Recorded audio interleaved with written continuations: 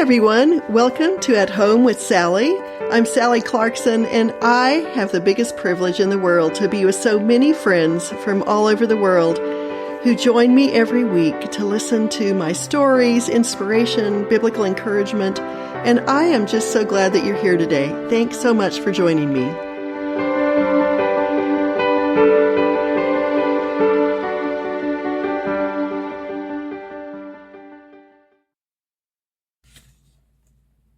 Hello, my friends. Welcome to Tea Time Tuesday.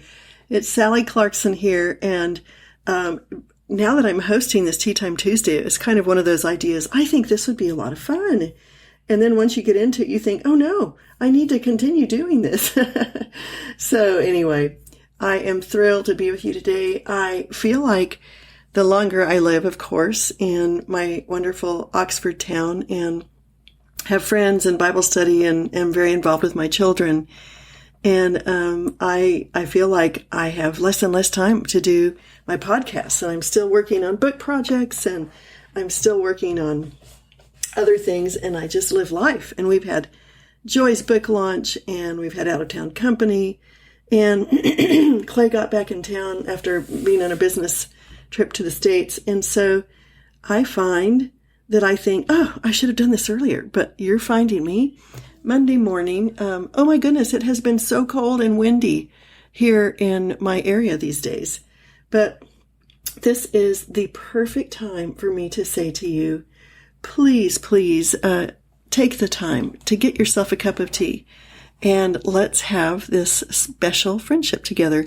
I really, I love thinking of you, my friends, taking time for yourself, or taking a moment with one of your precious children or your husband, or just kind of breathing in a small little portion of your day where you have snuck away and you are listening and thinking and breathing. And I'm kind of excited about today, what I've prepared for you, because it's just something that I've been looking at and doing in the past little while. So I want to read you, first of all, the tea quote for today, and then we'll talk more about all of that later. But I love Winnie the Pooh, and we invested a lot of time in Winnie the Pooh with our children, and I'll tell you more about that later. But I think, what a better tea quote could there be than this? "I don't feel very much like Pooh today," said Pooh.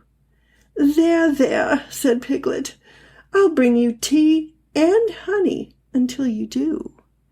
And I was thinking about this. I might have even put part of this on another Tea Time Tuesday, but since I'm focusing on Winnie the Pooh today, and we'll tell you why soon, I think, what could there be better than a friend who says, oh, I've had days when I don't feel like myself. And of course, Winnie the Pooh, his favorite thing in the world is what? A pot of honey. And so when Piglet says, I'll bring you tea and honey, he doesn't necessarily mean I'll bring you tea with honey in it, though you could also do that, or maple syrup as a sweetener. But I think what he really means is I'll bring you your favorite things to calm you down. Tea, a spot of tea, and a pot of honey. Wouldn't it just be great if we all had servants just sitting around waiting to please us? I'm still waiting. I think that, I think I've said this before, but in my history, I think that I was supposed to be a queen or a princess. And then the fallen world messed it up. But anyway, I love the idea of friends bringing you tea and being there for you and comforting you. It's one of my favorite things. So please do that today. Now, the second thing I'm going to do right here at the beginning is another theme that I will be covering today. But I love this quote in light of Winnie the Pooh and Piglet being such close friends that they are sensitive to one another's needs. And then this one is about friendship by C.S. Lewis. And I might have talked about this, but I'm consolidating a whole bunch of things at once. C.S. Lewis said that to have a friend was one of the most important gifts you could ever have.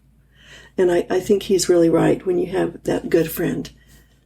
Friendship is born at that moment when one person says to another, "What? You too? I thought I was the only one." I think it's pretty common for all of us to feel that we have feelings and we have thoughts and we have doubts and we have fears that maybe nobody in our immediate arena is feeling. And so he is saying that when you find a friend who says, oh, I think about these things too. I care about these things too. I'm not the only one. And in a time when politics has been separating at least my friends in America and all sorts of decisions about that, and churches are having issues and colleges are having issues and everyone's having issues, I think for us to be in that place where we look for and cultivate friends that get us, that get our inside dreams, that understand ourselves. I had someone in the past week or so. I was sharing a part of my story, and they said to me, "Oh, you're just typical." Oh, who of us likes to be typical? We want to be special. And I have to tell you that you are very special to God. As a matter of fact, so special, He gave you unique fingerprints, unique DNA, different from anyone else in the world, unique personality, and you are anything but typical. You are very special. And I'm not talking about the selfish special person who wants to be the exception at all times, because unfortunately God wants us to learn how to live within the culture of people and relationships. But I do mean that you are so special that Jesus cares every day to hear you, to know you, to listen to you. So anyway, I'm going to move on. I want to tell you a little bit more about tea. I love all sorts of teas, but I am a strong flavored tea person. However, it is quite possible. I was looking the other day at a tea site, and I think I couldn't even finish getting through all the teas that they had listed. And there's hundreds and hundreds and hundreds. I just happen, because I lived in Europe when I cut my teeth on these values, and everything that I drank was very strong. And so I do like my Yorkshire Gold, but you might like herbal teas. Most herbal teas are not strong enough for my taste. Perhaps I've lost some of my taste. Some of them just taste like colored water to me. And other friends will say, oh, isn't this the best? And I think, more power to you, friend. But I will tell you that there are many things. One of the teas that I also have used as a variation over the years. Most of my teapots hold about 4 or 5 cups of tea. And so if I was going to fill that to the brim, I would have 4 or 5 tea bags of Yorkshire Gold. But sometimes I like to put in 1 or 2, depending on how adventurous I'm feeling, 1 or 2 Earl Greys. Earl Grey is a tea that can blend in with Yorkshire Gold, or if you want to just say black tea, at least I like it. And I would put it in my teapot. I usually use just a teacup for my own tea, so it can be very strong. But when I have friends over, I'll use a teapot, and I put my 1 Earl Grey or 2 Earl Grey bags, depending on how full I feel. And it gives it a nice little taste. Earl Grey can actually be very lovely on its own. But it has what is bergamot in the tea to flavor it. And it looks like bergamot when you look at it online. Just go to your Siri and say, how do you spell bergamot? And it will get you there. But anyway, Earl Grey within my Yorkshire Gold is kind of a nice little afternoon twist that you can do with people.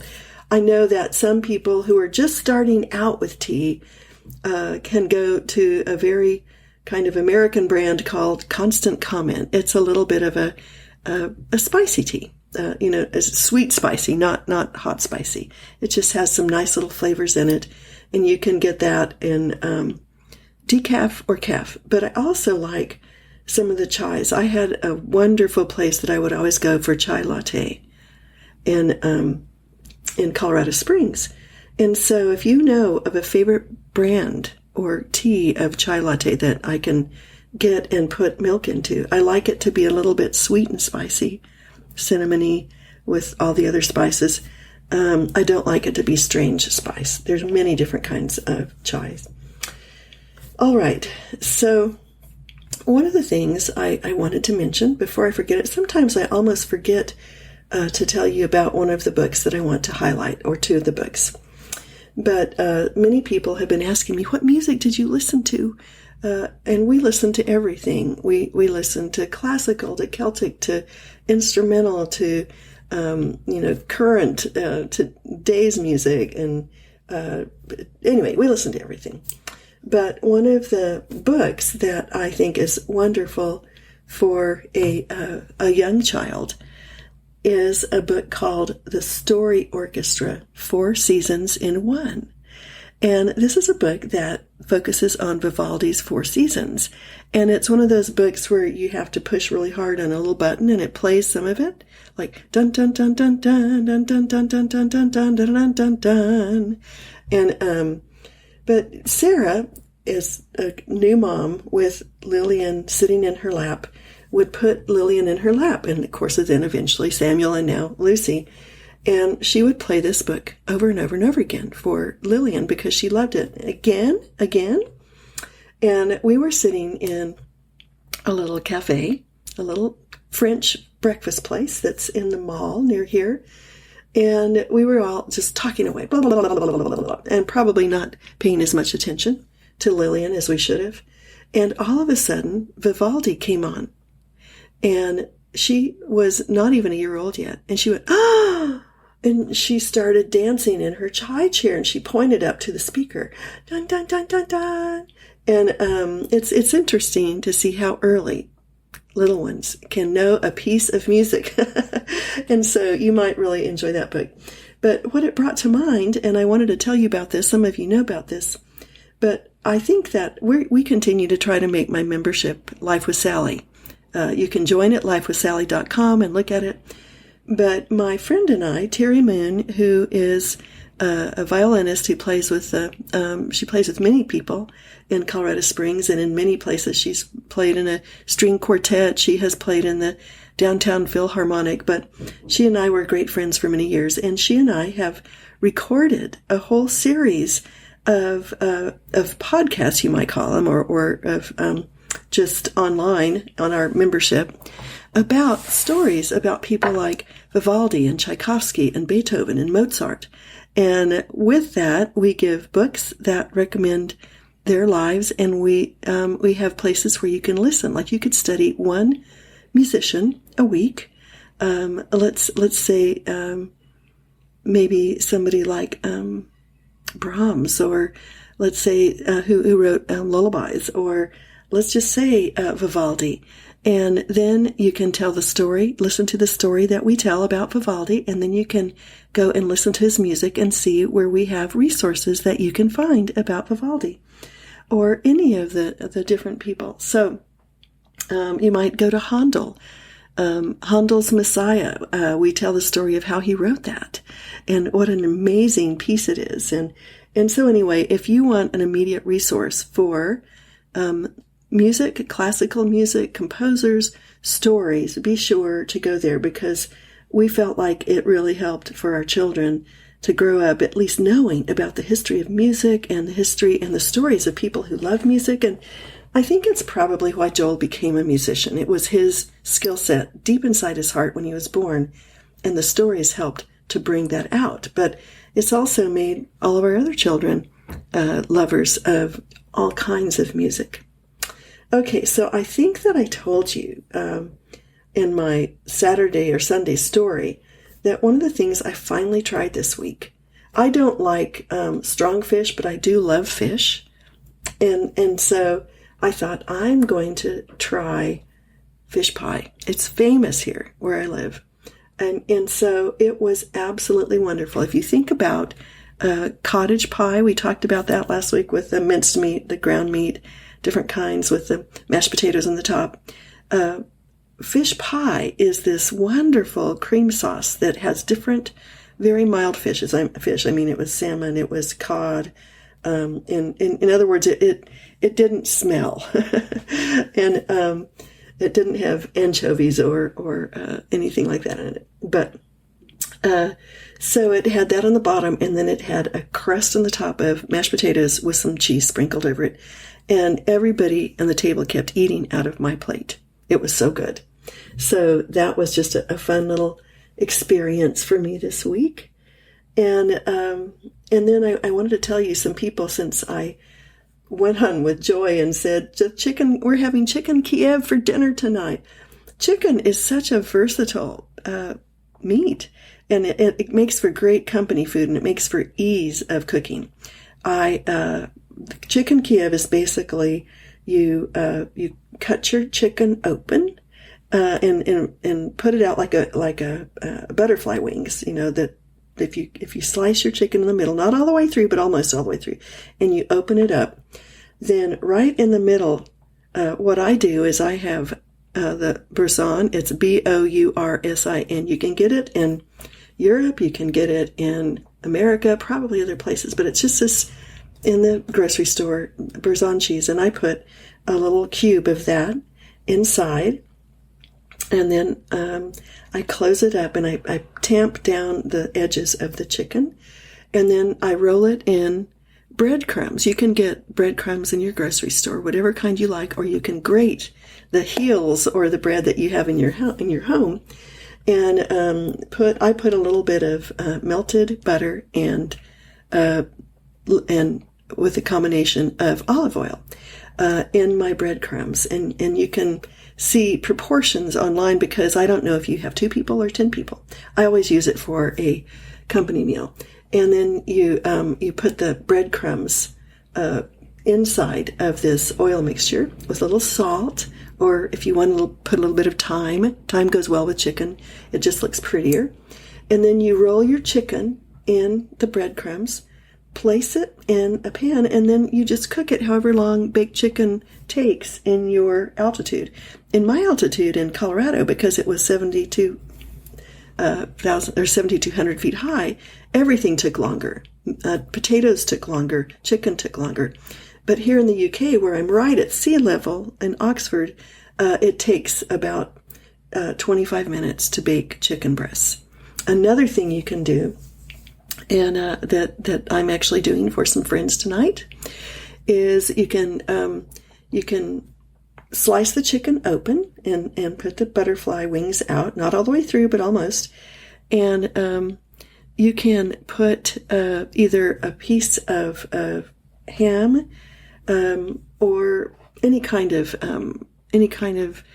those fancy hams, the different little thin pieces of prosciutto inside, with a little bit of cheese or a little bit of garlic and sour cream, or a little bit of the boursin cheese with the ham or the prosciutto.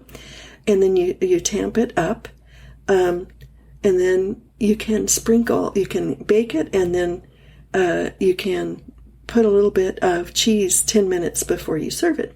Now, another thing that I do is I wrap bacon around my chicken. Same thing, you can have an inside boursin cheese or something like that. But then when you wrap bacon around a chicken breast and hold it tight, you can use a toothpick if you need to, and then bake it for your 20 to 40 minutes, whatever your chicken needs at whatever altitude. And then at the very last, you can sprinkle a little bit of Parmesan cheese or mozzarella cheese or cheddar cheese, depending on your taste. And it just comes out looking like a beautiful company dish. And everybody always loves it and thinks I've done something really difficult. It's not difficult at all. And oftentimes I will slice up red potatoes very thin, toss them in olive oil, got 1 or 2 tablespoons, depending on how many people you're having, and sea salt. And then I put it on 400 degrees, or probably about 200 degrees centigrade, 400 degrees Fahrenheit, 200 degrees centigrade in my oven to cook it crisp and fast. And it cooks in about, pretty fast here, 20, 25 minutes. In America, for me, it cooked in about 40 to 45 minutes. Or you can also add a few chopped onions to that, and it makes the potatoes especially good. Roasted potatoes go well with the chicken. And then my favorite salad, as many of you know, is lamb's ear. I love this green lettuce that it looks a little bit like a whole bunch of 4-leaf clovers, and it's very tasty. Or a mixed salad with fresh feta cheese, with roasted walnuts, with either craisins or blueberries or strawberries or raspberries and green onions with a little bit of French dressing or something with a little bit sweet. Not too sweet. Sometimes dressings can be too sweet. A tiny bit of sweet and sour. And there you've got my meal that I served to everybody last week. Although I did get the freshly made noodles. They call them tagliatelle here. In the States, they're called egg noodles. I like to get the freshly made and boil them and put a little bit of olive oil or butter and Parmesan cheese and serve them with some of these things. So there you have one of my meals. All right, my friends. Well, I'm going to tell you why you need to listen to Winnie the Pooh. Many years ago, when I was actually brand new in Vienna, Austria, and some of us would get together for tea times. Actually, we called them Yowzas. Yowza could be coffee or tea in the afternoon on Sunday afternoons. And one of our friends named Helen, who was from the UK at the time, she was from here and she was working in Eastern Europe. And she would sit at the front of all of us adults sitting around with our little cups of hot brew. And she would read Winnie the Pooh stories. And I realized that sometimes in the midst of a dark world, to have innocent, hysterical, funny, lovely, grounded stories is absolutely a gift, and it can be a gift to you and your family. And so we read a lot of Winnie the Pooh, and even more, we watched some of the Winnie the Pooh. We collected a whole bunch of Winnie the Pooh DVDs when my kids were young, and especially during ear infections or when mom needed a break or whatever, we would put one of the Winnie the Poohs on. Pooh Bear, Winnie the Pooh Bear. Does anybody else identify with that song? Anyway, I want to read you some of these quotes, but we were very entertained, and it was lovely to have this escape. You can even go on some Winnie the Pooh sites online and just to see these beautiful pictures. We have, of course, I'm Kanga, the mother of Roo, the little baby kangaroo. And we all identified with somebody. I'm not going to tell you who my kids were because they might not enjoy it. But of course, I will tell you that Nathan was Tigger. Woohoo! Yes, he provided that for our family. One person in the family happened to be Rabbit, who was always fussing about and being sure that everything was done correctly. One of our family is the Owl, who is always giving some kind of a lecture or lesson to everyone else, whoever will listen. And of course, there's Pooh Bear, and of course, Christopher Robin was another one of my children who identified deeply with Christopher Robin. And so it's fun to identify with them, and it's just fun to see these incredible, precious animals who turned into people like us. They aren't people, but they have personalities like us. And you have to understand that the story was written. Some people call him A.A. Milne, and some people call him A.A. Milne. Whatever you choose, my friends. But I'm going to read you some of the quotes. He had kind of gone through a depression during World War I. Many people did. It was such a devastating, in-your-face, the bombs, the poison gas, the first time for planes to be in a war. And he came back quite depressed. But he wrote this series of books, and many of us have fed on them for years. One of the verses that I like to think about when I think about why give children innocence, give them goodness, give them purity, establish the foundations of their brain on whatever is true, honest, good, right, just, pure, lovely, so that they can grow up to not be cynical, to believe in beauty, to believe that there's beauty behind some of the beasts that we see around. So anyway, Winnie the Pooh provided us with hours and hours of giggles and of great stories. It's a great thing to read on Sunday afternoon tea time, or just take a pause every day and read 10 minutes of Winnie the Pooh. And these are some of my favorite quotes. Winnie was always hungry. my whole family can identify with that because we are hobbits and love to eat. So on keeping it simple. It is more fun to talk with someone who doesn't use long, difficult words, but rather short, easy words like, what about lunch? On living in the moment. I used to believe in forever, but forever is too good to be true right now. On friendship. Pooh said, I wonder what Piglet is doing, thought Pooh. I wish I were there to be doing it too. Friends want to do things together. At least I do. Another one on friendship. I wish Pooh were here. It's so much more friendly with two. And more. A day without a friend is like a pot without a single drop of honey left. From the bottom of Pooh's heart. On exercise. Oh, a bear, however hard he tries, grows tubby without exercise. I think I must be part bear. I have to exercise or else I gain weight. I guess it's because I really enjoy eating, but I try so hard to exercise. A bear, however hard he tries, grows tubby without exercise. On learning to love your body. This is from Eeyore, who's usually negative and doesn't expect anyone to notice him. Thanks for noticing, he says about his body. Well, it's not much of a tail, but I'm sort of attached to it. Ha ha ha ha ha. On musical excellence. If you want to make a song more hummy, add a few tiddly-poms.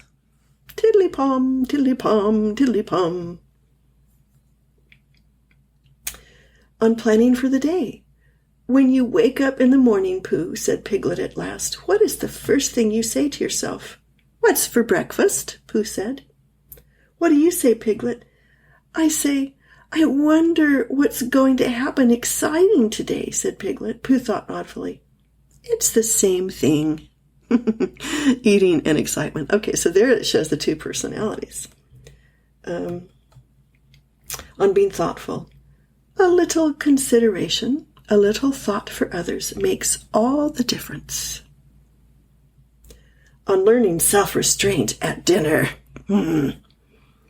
Pooh always liked a little something at 11 o'clock in the morning, and he was very glad to see Rabbit getting out plates and mugs, and when Rabbit said, honey or condensed milk with your bread, he was so excited that he said, both, and then, so as not to seem greedy, he added, but don't bother about the bread, please. On love. Love is taking a few steps backward, maybe even more, to give to the happiness of the person that you love.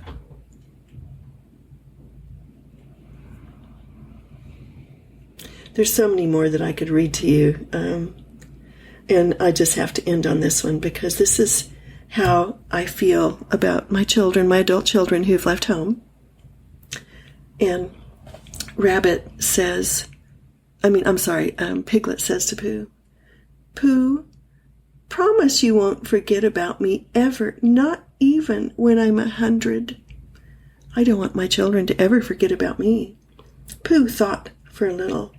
How old shall I be then? 99, he said. Pooh nodded. Oh, I promise I won't, he said. All right, my friends. So Pooh can be found, I think, on YouTube. You can find a wonderful DVD on Pooh online, but I highly recommend Pooh. Well, what I'm going to end up on today, and I'm even thinking about doing a special little talk on my membership, Life with Sally, about this, because I think that friendship is such an important thing. We can't overestimate our need for a person, a godly person, a good person, a fun person, an understanding person, a non-critical person to be able to share our life with. And it's so important for us to understand that that when we develop friendships, we are developing what we need in order to function well. So I'm going to read some of these wonderful verses about friendship.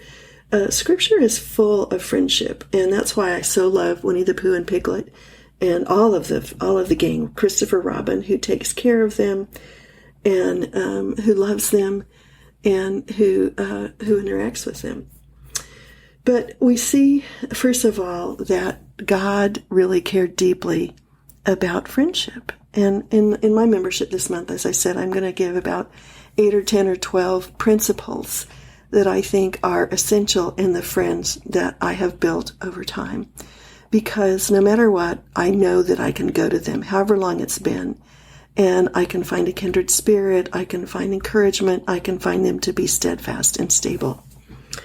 And so first of all, here is the first principle, I think, of friendship, and it's the first principle of parenting. Do unto others as you would have them do unto you. If you want your friend to be patient, to be loving, to be forgiving, to enter into your life, to listen to your sorrows, to comfort you when you're crying, to laugh with you when you did something dumb or funny or stupid. So Luke 6:31. We have to remember that as we look in Scripture, there's all sorts of pictures of friendship. First, we have Ruth and Naomi. I think that besides just being mother-in-law to Ruth, Naomi was a friend, and Ruth was a real friend to Naomi. I love my precious daughter-in-law, Kelia. We are that kind of friendship. I just adore her. And there's that kind of friendship we see with David and Jonathan, that David was called, was anointed by God to become king, even though Jonathan's father had become king, a king who didn't wait on God, who didn't trust in God, who trusted in his own resources, and that's why God rejected him. He wanted a man after his own heart. But Jonathan said, basically, you should look up the story. It's beautiful. But he said, I will be your friend forever. I will be committed to you. I will help you. And then, of course, I think that the best story about friendship is Jesus, who was a friend to his disciples and to us. And he underlined that when he was giving his last big discourse to the disciples. He said, greater love has no one than this, than a man lay down his life for his friends. It is going to require everything great, like a great friend, like being a great parent and being a friend of your children, requires a lot from us, laying down our lives, laying down our expectations. And so Jesus, that's one of his admonitions to his disciples. And he was the perfect example of that kind of friendship for them. This is one of my favorite passages that I made my children memorize about friendship. It's Colossians 3:12 through 14. Therefore, as God's chosen people, holy and dearly beloved, clothe yourself. This is a great verse for you to remember every day, to repeat it to yourself every day. I had to today, this morning. I was a little bit irritated at something, and I thought, okay, no, clothe yourself. Clothe yourselves with compassion, kindness, humility, gentleness, and patience. Bear with each other and forgive one another if any of you has a grievance against someone. Forgive as the Lord forgave you, and over all of these virtues, put on love, which binds them all together in perfect unity. My friends, and I've been getting lots of messages that lots of people's children are also listening to this podcast. I want you to know how special I feel that some of you children would actually listen to this. I'm going to pray a special prayer for you today. But anyway, this is a great passage for you to remember, because all of us become irritated at people around us. None of us is perfect. My family is the quirkiest family in the world. But this has been a passage that has helped me to grow strong as a friend. Proverbs 18:24. This is a different version than I normally use, but One who has unreliable friends soon comes to ruin. If you are being a friend to somebody for the wrong reasons, just because you think they're popular or because you want to accomplish something, it says in Proverbs that your life will soon come to a ruin. But it says there is a friend who sticks closer than a brother. I'm so grateful for my friends who stick close to me. Brothers and sisters, do not slander one another. James, who's the practical writer, anyone who speaks against his brother or sister judges them, speaks against the law and judges it. When you judge the law, you are not keeping it, but sitting in judgment on what God said is true. Now, this is my ultimate friend verse. A friend loves at all times. All times. Good times, bad times, irritating times, failure times. A friend loves. We are to be lovers.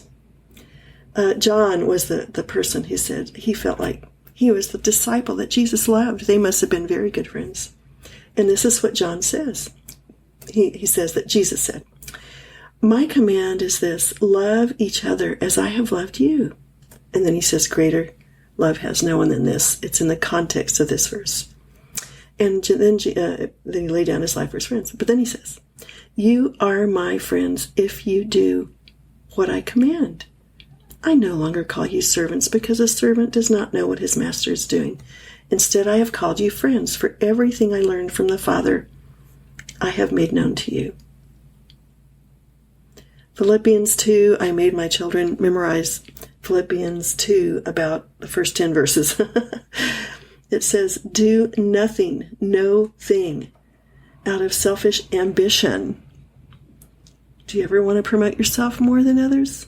Or vain conceit? Rather, in humility of mind, let others be above yourselves. Value others above yourself. Another verse on friendship, Galatians 6:2. "Carry one another's burdens. In this way you will fulfill the law of Christ." I want to tell you, avoid gossip. God hates gossip. A perverse person stirs up conflict, and a gossip separates close friends. Do not separate friends just because you have a little kernel of dirt on a friend. We all are fallen. Hold your counsel. Don't spread gossip. It's Proverbs 16:28.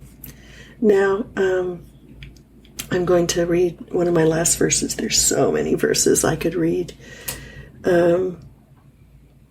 Let me read, first of all, I think Job 16:20-21 is an interesting version. It says, "My intercessor is my friend, as my eyes pour out tears to God. On behalf of a man, he pleads with God as one pleads for a friend." Isn't it great to have friends that actually pray for you?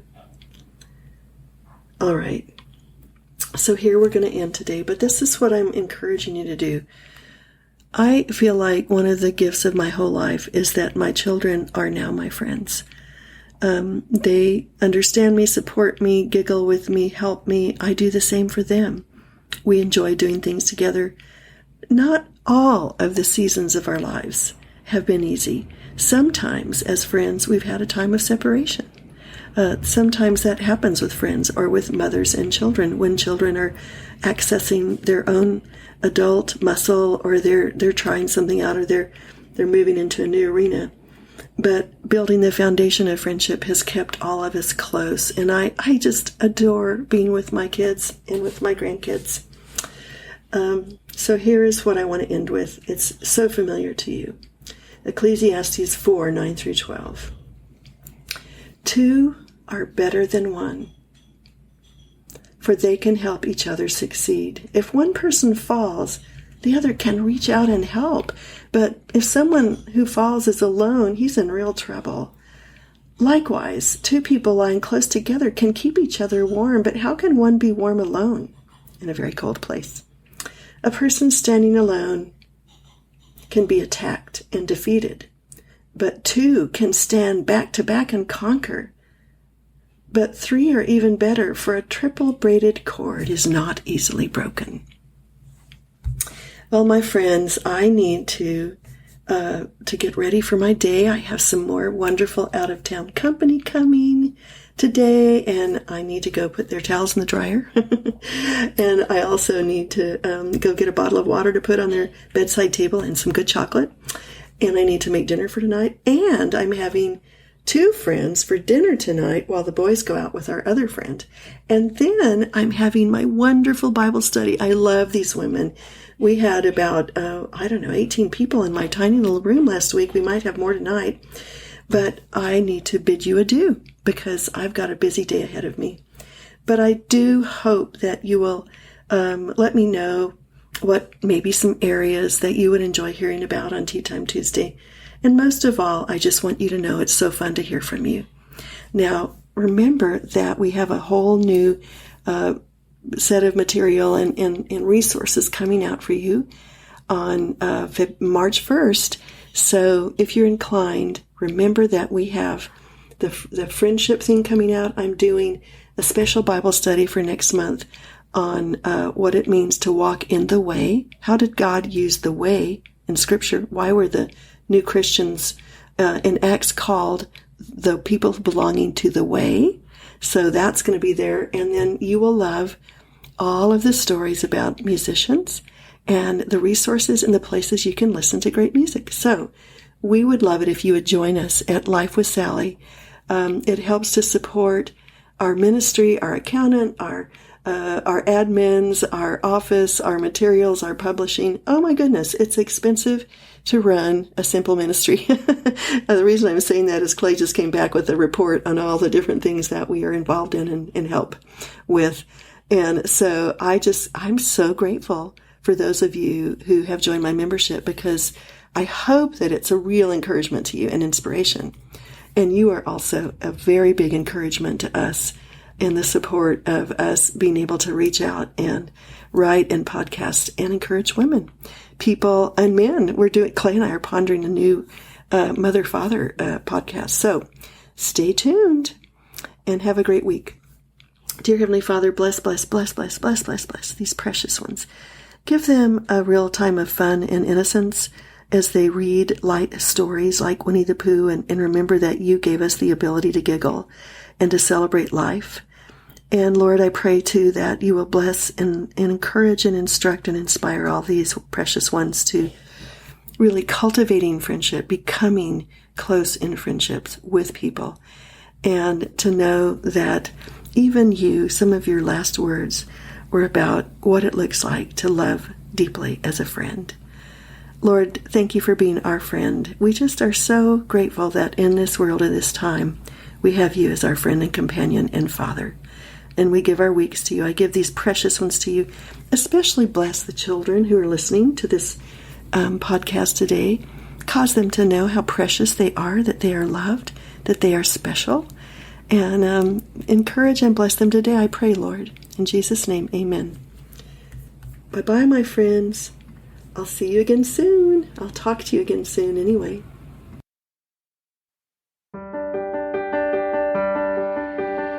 I hope you've enjoyed our time together today and that you'll join me next week.